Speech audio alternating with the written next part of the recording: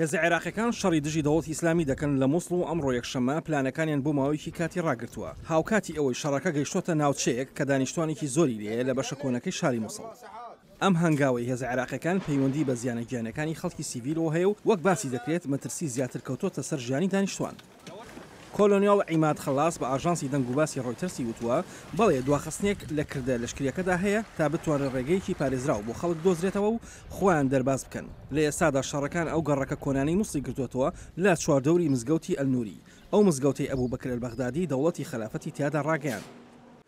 نەتەوە یەکگرتوەکان دەڵێن تەنها لە مانگی ڕابردوودا سەدان کەسی سیڤیل کوژراون و زۆرێکیش لەو کەسانی خۆیان دەرباز کردووە دەڵێن داعش وەک قەڵغانی مرۆیی خەڵکی سیڤیل بەکاردەهێنێت. بەشێکی دانیشتوانی شوێنەکانی خۆیان جێنێشتۆ و دەڵێن وەک پشتیوانێک بۆ هێزەکانی پۆلیسی فیدراڵی لە شوێنی خۆیان ماونەتەوە و دەژدێن پۆلیسی فیدراڵی عێراق نان و خواردنیشان بۆ دابین کردوون.